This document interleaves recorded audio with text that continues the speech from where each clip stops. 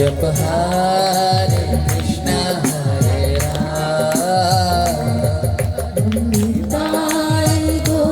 सबाई मिले करम वंदना करताली दिए।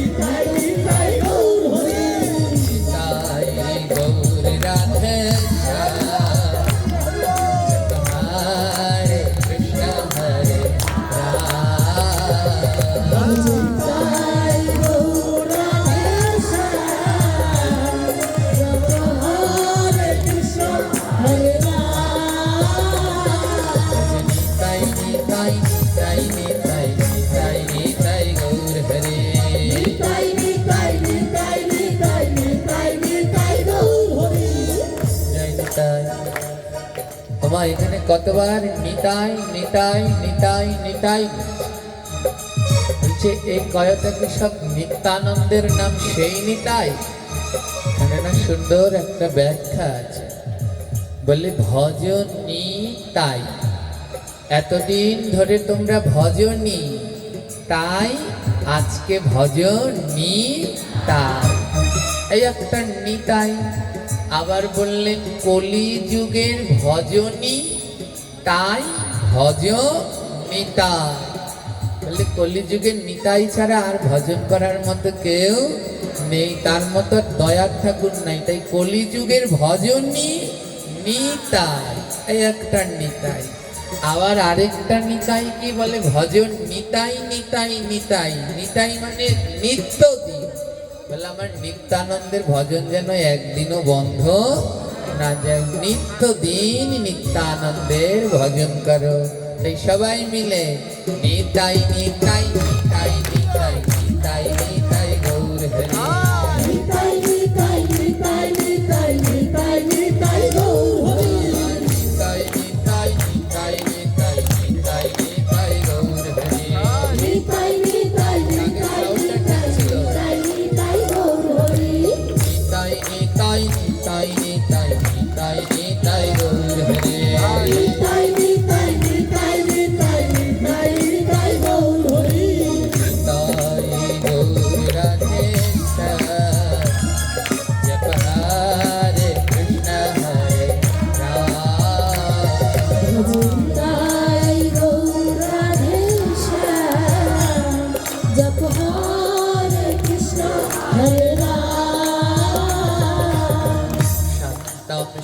ধীরম নবনীত কায়ম দীঘল সুন্দর মনোহর রূপম করুণানি স্মৃত বিগ্রহ মধুরম নৌমি গুরু শ্রী কিঙ্করি দেবা। নিতাই গৌর রাধে শ্যাম সবাই বলো হরে কৃষ্ণ হরে রাম নিতাই গৌর রাধে শ্যাম যত হরে কৃষ্ণ হরে রাম শ্রীনিতাই গৌর করুণার মূর্তি গুরু কৃপা পূর্ণ কালে শ্রী গুরু মোরারি দাস বন্দে পদ পদ্ম স্বারমী। নিতাই গৌর রাধে শ্যাম যত হরে কৃষ্ণ হরে রাম নিতাই গৌর রাধে শ্যাম যত হরে কৃষ্ণ হরে রাম নাময় জ্ঞান তিমিরন্ধস্য জ্ঞানাঞ্জন শলাকয়া চক্ষুरुन्मीलितं येन तस्मै श्री गुरुवे नमः। নিতাই গৌর রাধে শ্যাম যত হরে কৃষ্ণ হরে রাম নিতাই গৌর রাধে শ্যাম হরে কৃষ্ণ হরে রাম वंशकल्पो तरुर्भाष्य कृपासिन्धो एव च पतितानां पावनेभ्यो वैष्णवेभ्यो नमो नमः।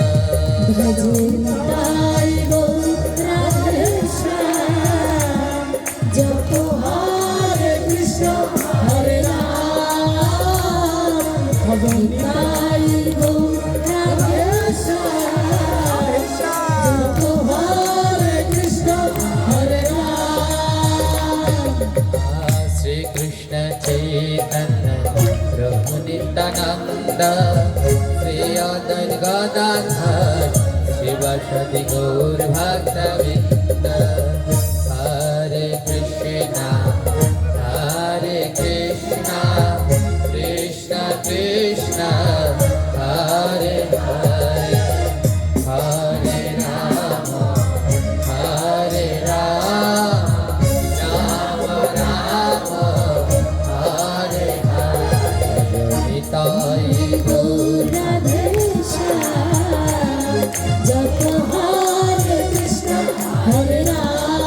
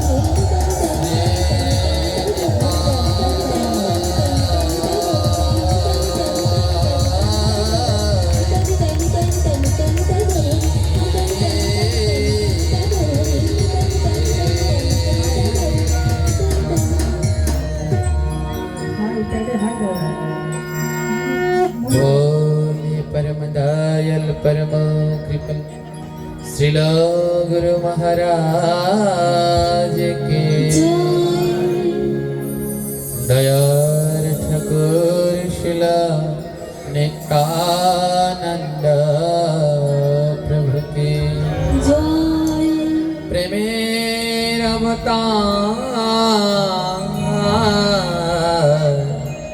শ্রী নিত্যানন্দ প্রভু কে রমেশ্বর ভগবান শ্রী কৃষ্ণ চন্দ্র जी के अपार करनामये श्रीमते राधा ठाकुरानी के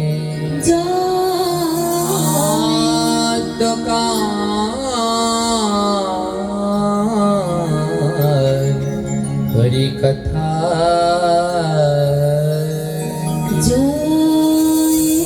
একদিন নৈমিষরণ্য সুখদেব গোস্বামী আমার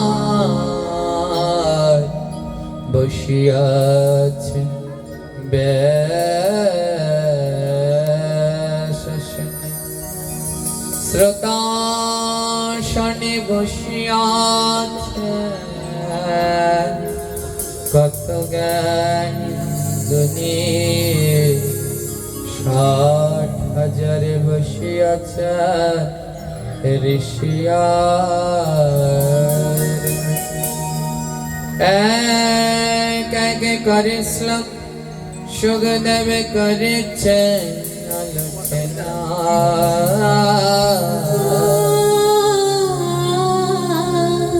হইতে ঘুচে দেবে যতে কো যন্ত্রণা ভগবান কথা মৃত পরমা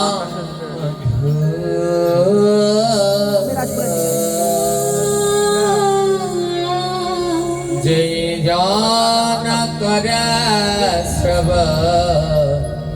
शिवरा चतु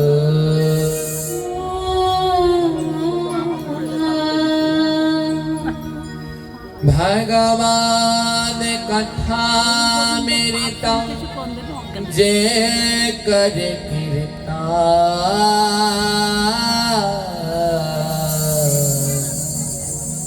ताहर चरण करे सहस्र प्रणाम शालक षष्ठी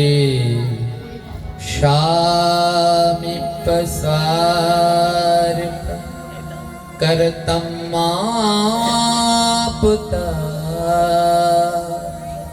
दियो मनम ना गृहन्ति बिना मत्सेवना একদিন নারদ ঋষি ভগবান শ্রীহরির সম্মুখে বসে আছে আর ভগবান শ্রীহরি নারদকে বলছে, জানো নারদ, এই জগতে যারা আমার প্রকৃত ভক্ত তারা আমার কাছে কি চায়? আমার এই মানব জীবনে গোবিন্দের কাছে আমাদের একের পর এক চাওয়া, একের পর এক চাওয়া, একের পর এক চাওয়া। বলে এই জগতে যারা প্রকৃত ভক্ত তারা কি চায়? বলে এই জগতে চাওয়া পাওয়ার মধ্যে শ্রেষ্ঠ হলো 5টি। এই 5টি চাওয়া পাওয়া শ্রেষ্ঠ: শালক্য, শাষ্টি, সামীপ্য, সারূপ্য। প্রথমে শালক্য অর্থাৎ ভগবানের নিত্য ধামে নিবাস করা। ভক্তরা আমরা চাই না যেন ভগবানের নিত্য ধামে বাস হয়। ষষ্ঠী, ভগবানের সমান ঐশ্বর্য থাকা। সারূপ্য ভগবানের সমান রূপ প্রাপ্তি করা, সাযুজ্য ভগবানের সাথে একাত্মতা লাভ করা। ভগবান বললেন, জানো নারদ, যারা আমার প্রকৃত ভক্ত তারা এই পাঁচটির একটিও চায় না। চাওয়া পাওয়ার মধ্যে তো এই পাঁচটি, প্রভু তোমার কাছে যেন আবার চলে যাই, তোমার কাছে যেন আবার থাকি, তোমার ধামে যেন যাই। কিন্তু এ জগতে যারা নিষ্কাম ভক্ত, যাদের কোনো কামনা নেই, বাসনা নেই, এই নিষ্কাম ভক্তরা এই পাঁচটির একটিও চায় না। তাদের চাওয়া পাওয়া কি জানে? যেমন ছিলেন অক্রূর উদ্ধব মহারাজ, ভগবান শ্রীকৃষ্ণের অত্যন্ত কাছের ছিলেন উদ্ধব। যখন ভগবান তার লীলা বিশ্রামে যাবেন, এই দেহ এই ধরাধাম ত্যাগ করে তিনি যখন চলে যাবেন, উদ্ধব তখন কাঁদছে, প্রভু আমি তোমায় ছাড়া কেমন করে থাকবো। ভগবান শ্রীকৃষ্ণ বলেছিলেন, উদ্ধব দ্বারকায় চলে যাও, দ্বারকায় আমার শ্রী গুরুদেব রয়েছেন সন্দীপন, তার কাছে গিয়ে শিক্ষা গ্রহণ করো। উদ্ধব দ্বারকা ত্যাগ করে বৃন্দাবনে সন্দীপনী মুনির কাছে গেলেন এবং কত ভক্তি তত্ত্ব শাস্ত্র শিক্ষা গ্রহণ করলেন। একদিন সন্দীপন মুনি উদ্ধবকে ডেকে বলছে, উদ্ধব আমারও এবার যাওয়ার সময় হয়ে গেছে, বলো তুমি কি চাও, বলো আজ তুমি যা চাইবে তাই দেবে। তুমি শালক্য চাও, ভগবানের নিত্যধামে বাস করতে চাও, তাহলে তুমি তাই পাবে।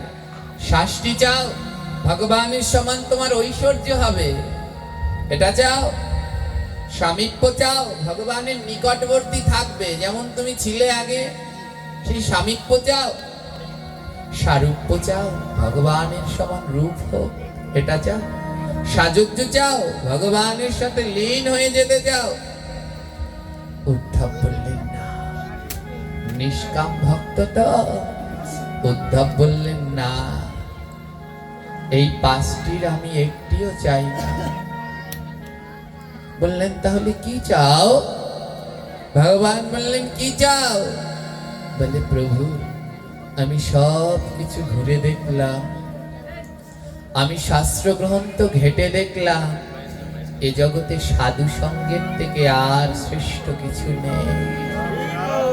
ও গোবিন্দ, তোমার সঙ্গেও তো ছিলাম, তোমার সঙ্গে যে আনন্দ পাওয়া যায় তার থেকে সাধু সঙ্গে অধিক আনন্দ পাওয়া যায়। ও প্রভু, আমার তো তোমার মতোই দেখতে ছিল, কৃষ্ণের মতোই দেখতে উদ্ধব ছিল।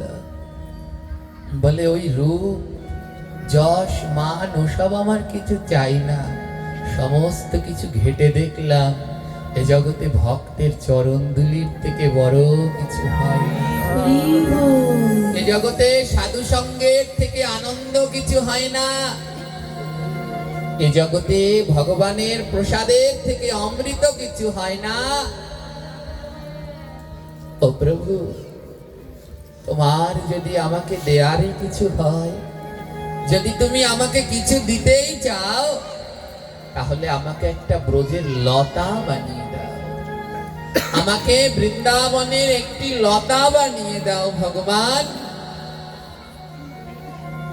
ওই ব্রজে কত সাধুরা বাস করে, আমি ব্রজের লতা হয়ে যাই, আমাকে একটা ব্রজের লতা করে দাও। এসব আমার কিছু লাগবে না, আমি ভগবানের কাছে থাকতে চাই না, আমি তার সমান রূপ যশ কিচ্ছু পাই, আমাকে শুধু ব্রজের একটা লতা বানিয়ে দাও, আমি ব্রজে বাস করব। এক পাশে দাঁড়িয়ে মহাজন বলে, লতা হবে কেন? তুমি তো পাখি হতে পারতে, ব্রজে আরো কত প্রাণী আছে তাই হতে পারতে। বলে না না, আমাকে লতা বানিয়ে দাও। বলে লতা কেন? কেন জানো? আমি লতা হয়ে ওই ভূমিতে বেয়ে বেয়ে যাব, আর ভগবান শ্রীহরি তার সখা সখী নিয়ে গোষ্ঠ করে রাস করে যখন ওই রাস্তা দিয়ে হেঁটে হেঁটে যাবে, আর গোপীর চরম ধুলা এসে আমার অঙ্গে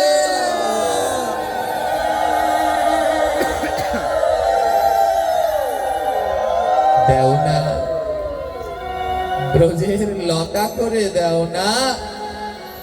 আমি লতা হয়ে ব্রজের পথে পথে বাইব, যেখানে সাধু সঙ্গ হবে আমি লতা হয়ে বাইতে বাইতে সেখানে যাব, আর ওই সাধুদের মুখের অমৃতময় কথা শুনব। আর যদি কোনো জন্মের ভাগ্য হয় তাদের চরণ ধুলা একটু উড়ে গায়ে লাগে, আমার এ জীবন ধন্য হবে, ব্রজের লতা করে দাও। এই হলো মা নিষ্কাম ভক্ত, যাদের ভগবানকে পাওয়ারও কোনো অভিলাষ থাকে না। বলে সাধু সঙ্গ ভক্ত সঙ্গই তাদের কাছে সর্বশ্রেষ্ঠ।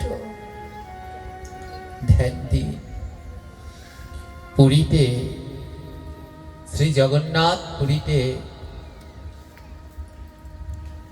উড়িষ্যায় পুরুষোত্তম বলে একটি গ্রাম আছে। এই গ্রামে একটি দারিদ্র পরিবার আছে। এই দারিদ্র পরিবারে দুজন ভক্ত বাস করে, একজনের নাম কৃষ্ণ দাস আর তার সহধর্মিণী মায়া দেবী। দুজনেই পরম কৃষ্ণ ভক্ত, কিন্তু তারা বড় দারিদ্র, অর্থ অনটনের বড় অভাব। ভগবানের কাছে কি চাইতে হয় খুব মন দিয়ে শ্রবণ করবেন মা। বড় অভাব, কিছুটা দূরেই জগন্নাথ ধাম, এত অভাব, কোনোদিন খাবার জোটে আবার কোনোদিন খাবার জোটে না।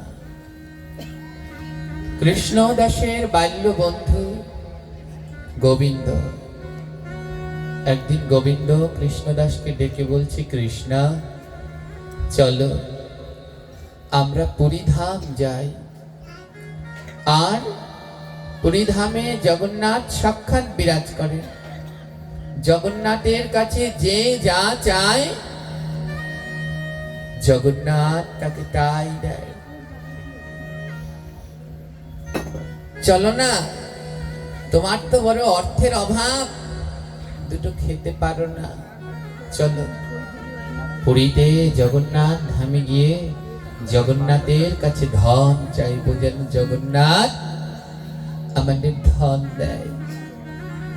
আর জগন্নাথের কাছে যে যা চায় তাই দেয়।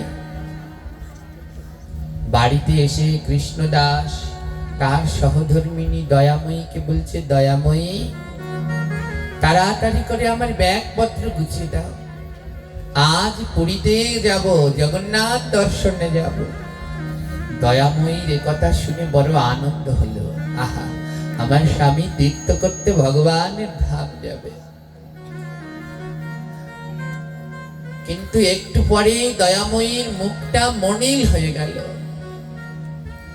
কৃষ্ণদাস বলছে, জানো দয়াময়ী, আজ জগন্নাথকে দর্শন করে জগন্নাথের কাছে বলবো যেন আমাদের ধন দেয়, টাকা পয়সা দেয়। জগন্নাথের কাছে ধন চাইব।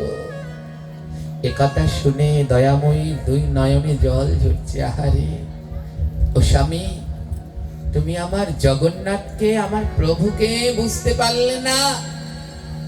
আরে এই জগতে আমার প্রভুর কাছে টাকা পয়সা ধন চাইতে নেই, আমার প্রভুর কাছে ধন চাইতে হয়, সেই ধনের নাম কৃষ্ণ ধন। দয়াময়ী ছুটতে ছুটতে ভগবানের কাছে গেলেন। ভগবানের মন্দিরে গিয়ে ভগবানের কাছে বললেন, ভগবান আমার স্বামীকে তুমি পথ দেখাও, সুখে থাকি দুঃখে থাকি, যেন ওই কৃষ্ণ ভক্তি ছাড়া তোমার কাছে আর কিছু না চাই। এ জগতে ভগবানের কাছে যদি ধন চান, অর্থ চান, রোগ ব্যাধি থেকে মুক্তি চান পাবেন, রোগ ব্যাধি থেকে মুক্তি চান পাবেন। এই ছাউটাকে বারবার ঘোরাও কেন? আগেরটা ঠিক ছিল। সব ভগবান দিবেন, কিন্তু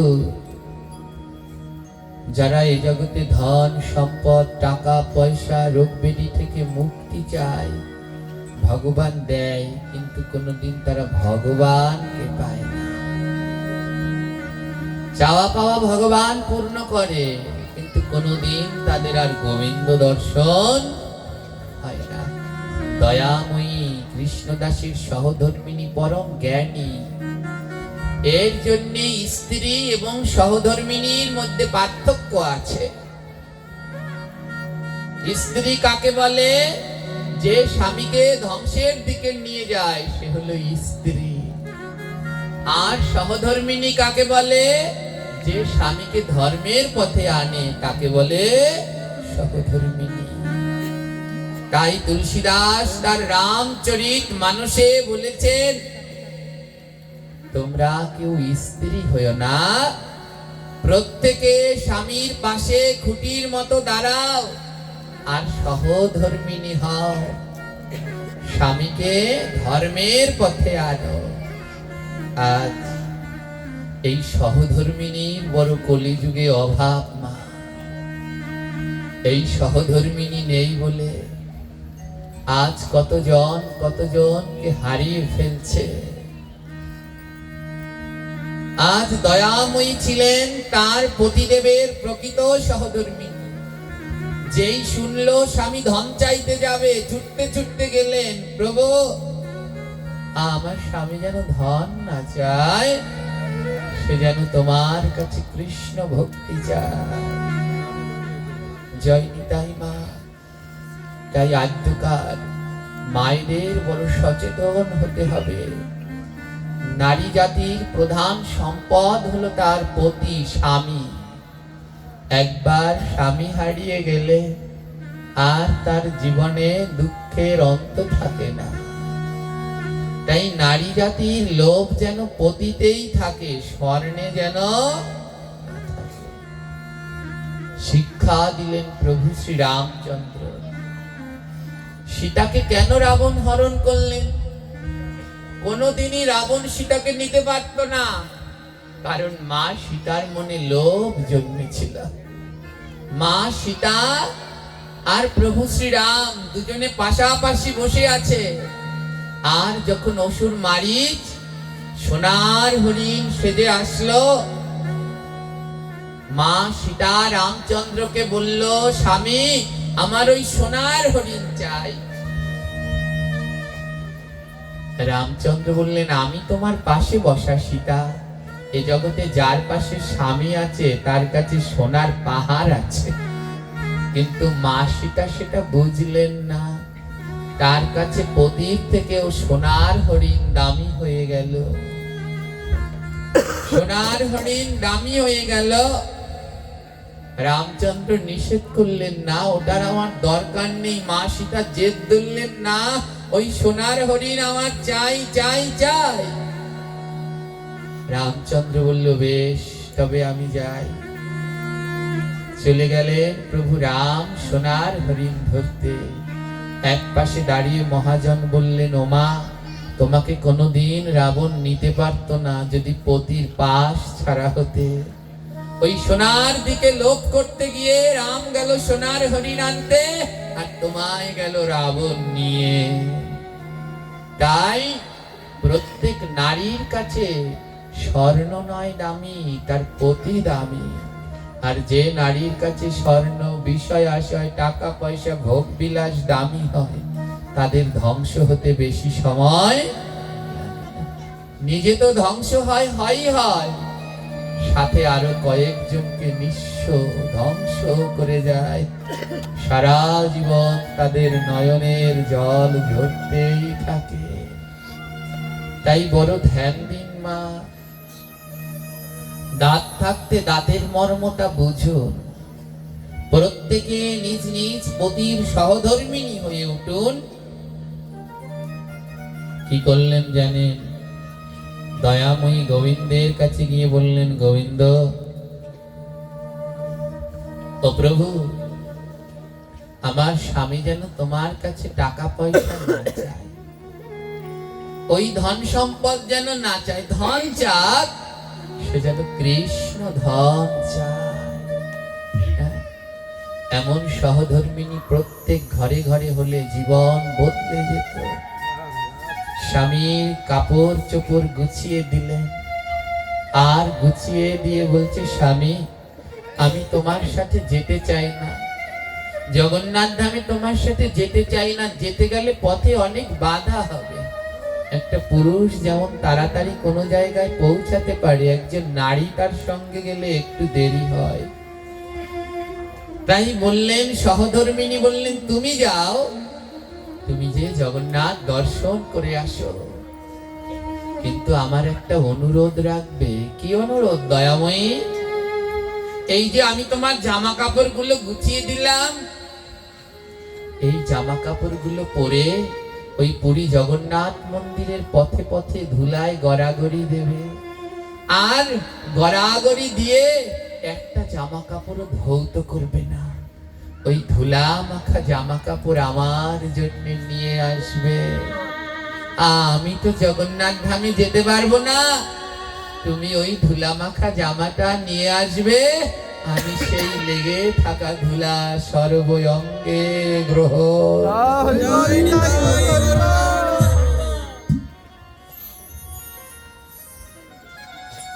রওনা দিলেন দুই বন্ধু, কৃষ্ণ আর গোবিন্দ, পুরী ধামের উদ্দেশ্যে।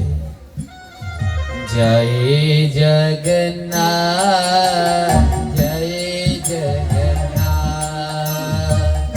জয় জগন্নাথ, জয় জগন্নাথ, জয় জগন্নাথ, জয়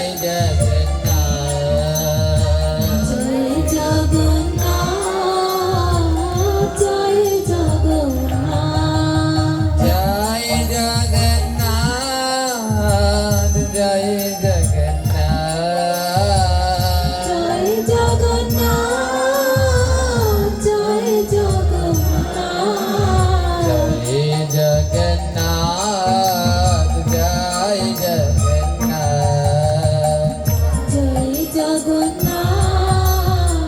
জয় জগন্নাথ, জয় জগন্নাথ, জয় জগন্নাথ।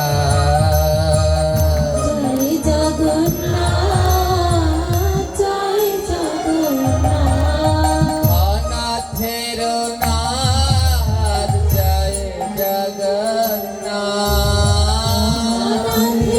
অনাথেরনাথ, জয় জগন্নাথ, জয় জগন্নাথ, জয় জগন্নাথ। জয় জগন্নাথ, জয় জগন্নাথ, আর পৌঁছে গেলেন দুই বন্ধু পুরী ধামে। আর এইদিকে সহধর্মিনী দয়াময়ী বাড়িতে বসে গোবিন্দকে ডাকছে, ভগবান, আমার স্বামীকে পথ দেখাও, পথ দেখাও প্রভু, সে যেন মনের ভুলেও তোমার কাছে ধন সম্পদ টাকা পয়সা না চায়। ও প্রভু, একবার যদি তোমার কাছে টাকা পয়সা ধন চেয়ে বসে, আমার স্বামীর যে আর কোনোদিন তোমায় পাওয়া হবে না। কেমন ভক্তিমতী মা! আজ ভগবান তো ভক্তের কথা অবশ্যই শ্রবণ করেন। আজ পুরীর জগন্নাথ মন্দিরে যখন দুজন বন্ধু প্রবেশ করবে, প্রচুর ভিড়ের মধ্যে কৃষ্ণদাস আর গোবিন্দ দুজন আলাদা হয়ে গেছে। আর কৃষ্ণদাস যখন ওই জগন্নাথ মন্দিরে প্রবেশ করবে, আজ জগন্নাথ ভগবান আমার বলছে, কৃষ্ণদাসের ভুল ভাঙাতে হবে, কিন্তু তোমার জন্য নয় কৃষ্ণদাস, তোমার সহধর্মিনী পরমা ভক্ত ওখানে বসে কাঁদছে, আজ তার জন্য আমি আসবো। তাই জগন্নাথ আমার কি করলেন, ছোট্ট একটি বালকের রূপ ধারণ করলেন। আর বালকের রূপ ধারণ করে পুরীর মন্দিরের সামনে একটা থালা নিয়ে বসে। আর যখন কৃষ্ণদাস পুরীর জগন্নাথ মন্দিরে প্রবেশ করতে শুরু করেছে, বালক বেশি ভগবান আমার কৃষ্ণদাসকে বলছে, ও বাবা একটু ভিক্ষা দাও না, একটু ভিক্ষা দাও। কৃষ্ণদাস মুখের দিকে তাকিয়ে দেখে, আহা কি অপূর্ব, কি অপূর্ব দর্শন। তোমার নাম কি? ও ছেলে তোমার নাম কি? ভগবান বললেন, আমার নাম ভক্ত দাস। আমার গোবিন্দ বললেন, আমার নাম ভক্ত। আসলেই আমার প্রভু ভক্ত দাস। যদি কেউ তাকে ডাকার মতো করে ডাকতে পারে, ভগবান আমার দাস হয়ে তার কাছে থেকে যায়। ও প্রভু, আজ প্রভু আমার ভিখারি হয়ে ভক্তের চেতনা চৈতন্য করবার জন্য জগন্নাথ মন্দিরের দ্বার প্রান্তে বসলেন। দাও না বাবা, কিছু ভিক্ষা দাও। কৃষ্ণদাস বলছে, ও বাবা তুই আমার কাছে ভিক্ষা চাচ্ছিস? আমি নিজেই তো ভিখারি, আমার কোনো ধন সম্পদ নেই, আমার কোনো ধন সম্পদ নেই। তার জন্যই তো আমি জগন্নাথের কাছে আসছি ধন চাইতে। জগন্নাথের কাছে যে যা চায় তাই দেয়। ছোট্ট বালকটা বলল, ও তাই বুঝি? জগন্নাথের কাছে যে যা চায় তাই দেয়? তাহলে আমিও যাব, আমিও জগন্নাথের কাছে চাইবো। বলে চল, তুইও ভিখারি আর আমিও ভিখারি, চল দুজনে আজ জগন্নাথের কাছে চাইবো। কৃষ্ণদাস জানে না যে পালকটির সাথে সে রওনা দিয়েছে সেই সাক্ষাৎ জগন্নাথ। দুজনে গিয়ে দাঁড়ালেন জগন্নাথ মন্দিরের সামনে। বালকটি বলছে, কৃষ্ণদাস তুমি আগে চাও, জগন্নাথের কাছে তুমি আগে চাও, আমি শুনবো তুমি কি চাও, তারপরে আমি চাইব। কৃষ্ণদাস মনে মনে বলছে, বালকটা তো ভারী চালাক, আমি যে টাকা পয়সা চাবো তার থেকে আমারটা শুনে ও আরো বেশি করে চাবে। না না, ও আগে চাও। কৃষ্ণদাস বলছে, না না বালক, আমি না, তুমি আগে চাও। তোমার মাথায় তো খুব বুদ্ধি, আমি জগন্নাথের কাছে কি চাইবো সেটা শুনে তারপরে তুমি আরো বেশি বেশি চাইবে, তাই না? তুমি আগে চাও। ভগবান বললেন, বেশ তবে আমি আগে চাই। আজ ভগবান ভগবানের সামনে দাঁড়িয়েছে, সাক্ষাৎ গোবিন্দ বালক রূপে শ্রী জগন্নাথের সম্মুখে দাঁড়িয়েছেন। চাও চাও, তুমি জগন্নাথের কাছে চাও।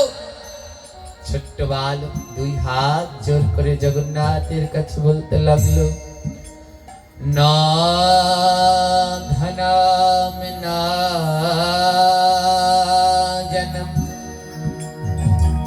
না সুন্দরী কবিতা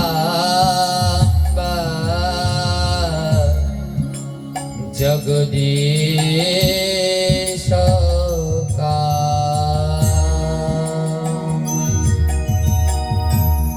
মম জানমানি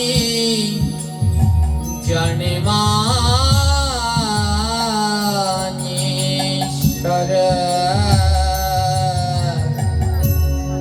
ভগবদ ভক্তি হই তুকে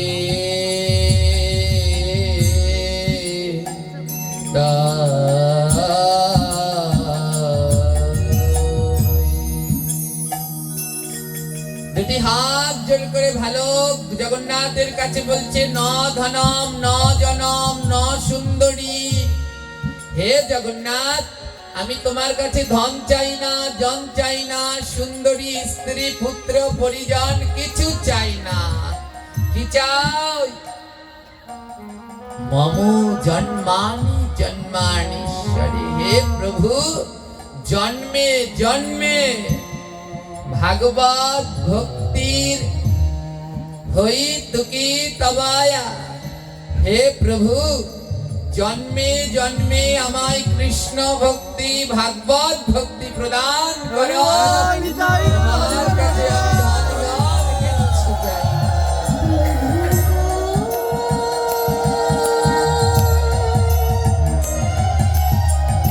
প্রভু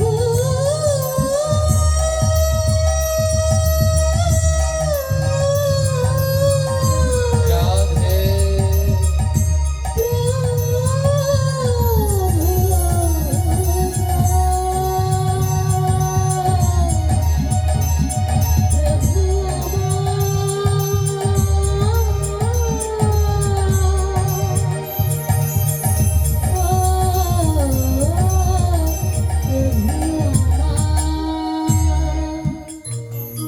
কৃষ্ণদাস অবালক দৃষ্টিতে তাকিয়ে রইলেন। দুটি নয়ন থেকে জল ঝরছে। হায় হায়, আমি জগন্নাথের কাছে চাইতে আসলাম ধন জন পুত্র পরিচয়, আর এই বালক চাইছে জগন্নাথ ন ধনম ন জনম ন সুন্দরী। আমি ধন জন সুন্দরী কিচ্ছু চাই না, শুধু জন্মে জন্মে তোমার ভাগবত ভক্তি আমায় দাও। কৃষ্ণ দাসের দুই নয়নে জল ঝরছে, হাত দুটো জোর করে বলছে, ক্ষমা করো প্রভু, ক্ষমা করে দাও, আমার ভুল ভেঙে গেছে। তোমার কাছে তো ধন জন চাইতে নেই, তোমার কাছে তো কৃষ্ণ ভক্তি চাইতে হয়। লুটিয়ে বললেন কৃষ্ণদাস, জগন্নাথ, আমি বড় লোভী হয়ে গেছি প্রভু, আমার লোভ দূর করো, আমায় জন্মে জন্মে কৃষ্ণ ভক্তি প্রদান করো। না না, কৃষ্ণ ভক্তির মতো যোগ্যতাও আমার নেই। ও প্রভু, যারা কৃষ্ণের ভক্ত, ওই ভক্তের যেন চরণে ভক্তি থাকে, আমায় সেই আশীর্বাদ করে দাও জগন্নাথ। আর জগন্নাথের কাছে প্রার্থনা করে যেই না পিছনে ফিরেছে, দেখে ছোট্ট বালকটি আর নেই। পুরীর রাস্তায় রাস্তায় গড়াগড়ি দিচ্ছে। ও প্রভু, তুমি আজ নিজে এসে আমার চৈতন্য জাগালে। হা জগন্নাথ, হা ভক্ত, হা জগন্নাথ, হা ভক্ত বলে ধুলার মাঝে গড়াগড়ি দিচ্ছে। ফিরে গেলেন আবার নিজ গ্রামে। ধুলা মাখা বসনখানি তুলে দিলেন সহধর্মিনী দয়াময়ী। দয়াময়ী বললেন, কি চাইছিলে প্রভু, কি চাইছিলে স্বামী, তুমি জগন্নাথের কাছে কি চাইলে? জন্ম জন্মান্তরের কৃষ্ণ ভক্তি চেয়েছি। যেন দয়াময়ী, এক বালক আমায় পথ দেখিয়ে দিয়েছে। আমার মন বলছে ও কোনো বালক নয়, সাক্ষাৎ জগন্নাথ এসে আমায় পথ দেখিয়ে।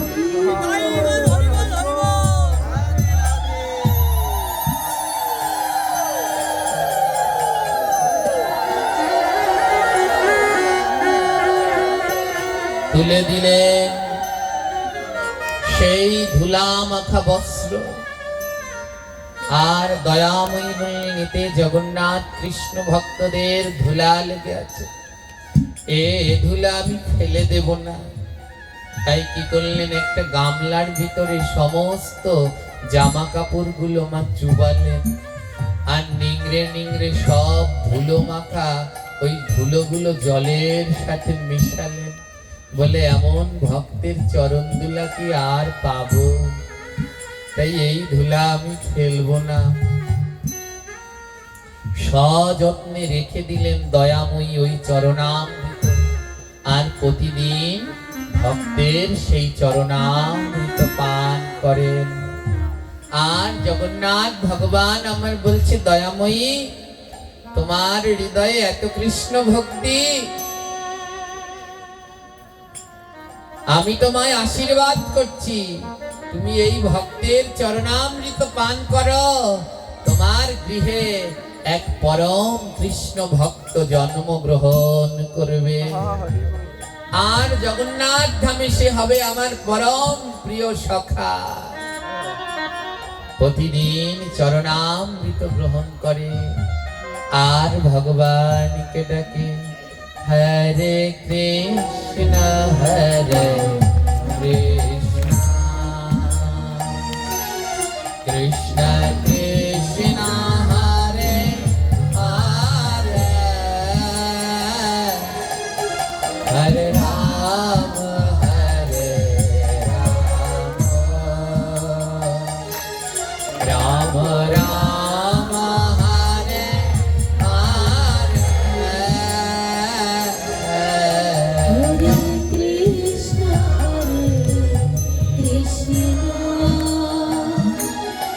কৃষ্ণ গাও গো সবাই প্রাণ ভরে বলো, হরে রাম রাম রাম হরে হরে, হরে কৃষ্ণ হরে কৃষ্ণ কৃষ্ণ কৃষ্ণ হরে হরে, হরে রাম হরে রাম, রাম রাম হরে হরে, হরে কৃষ্ণ গৌর হরি কৃষ্ণ কৃষ্ণ হরে হরে, হরে রাম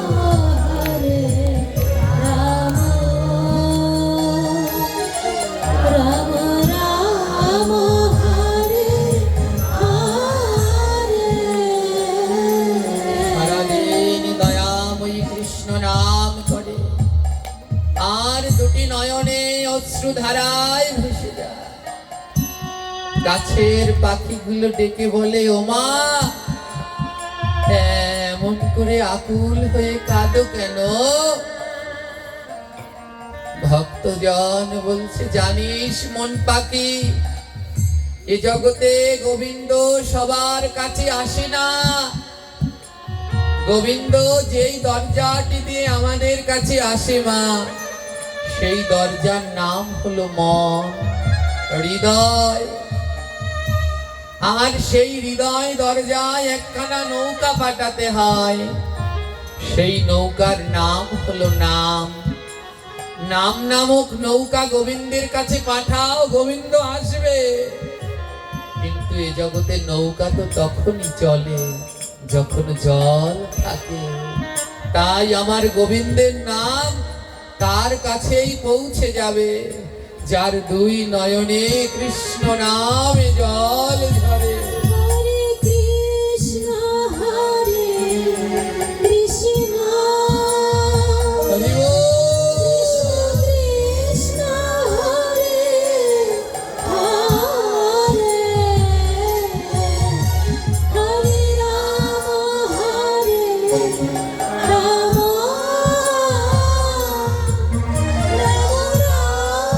হরে হরে, হরে কৃষ্ণ হরে কৃষ্ণ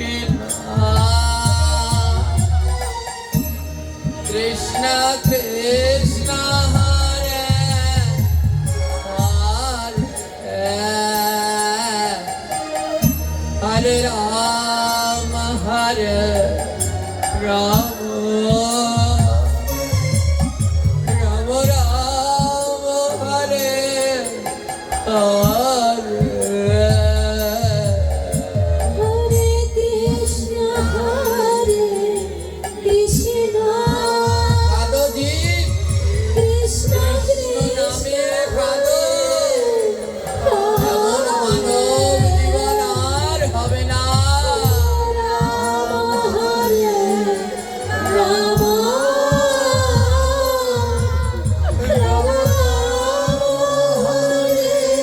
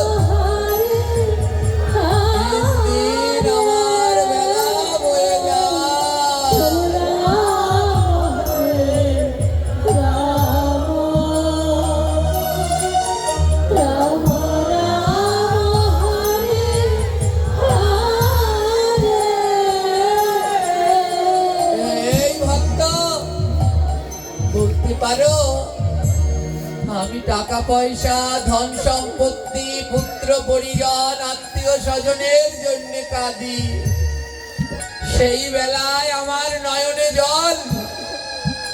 কৃষ্ণ নামে কেন আমার নয়ন জল ধরে না? কৃষ্ণ নামে কেন আমি দুই বাহু তুলে কাঁদি না? বলতে পারো কেন আমার কৃষ্ণ নামে নয়নে জল নাই? এক পাশে দাঁড়িয়ে বৈষ্ণব মহাজন বলছে, ওগো ভক্ত, কৃষ্ণ নামে তো তাদের নয়নে জল ঝরে। এই জগতে যারা স্থান ত্যাগ করতে পারে, আমরা স্থান ত্যাগ করতে জানি না, আগলে ধরে বসে থাকি, এই জায়গা আমার, এটা ছেড়ে গেলে অন্য দখল করবে। বলে কোনোদিন তাদের নয়নে জল ঝরবে না। যারা ধন মান স্থান সমস্ত ত্যাগ করে ভক্তের দ্বারে দ্বারে যায় আর দুই বাহু দিয়ে ভক্তের সাথে প্রেমালিঙ্গন করে, এ জগতে তাদের কৃষ্ণ নামে জল ঝরে। হরে কৃষ্ণ হরে কৃষ্ণ কৃষ্ণ কৃষ্ণ হরে হরে, হরে রাম হরে রাম, রাম রাম হরে হরে। হরে কৃষ্ণ হরে যাও না, কৃষ্ণ ভক্তের কাছে ছুটে যাও, কৃষ্ণ জড়িয়ে ধরো একবার, সমস্ত জড়তা কেটে যাবে। কৃষ্ণ নামে নয়নে জল ঝরবে। রাম রাম হরে হরে। ওরে আয় না ভক্ত পরশ করি। হরে আয় ভক্ত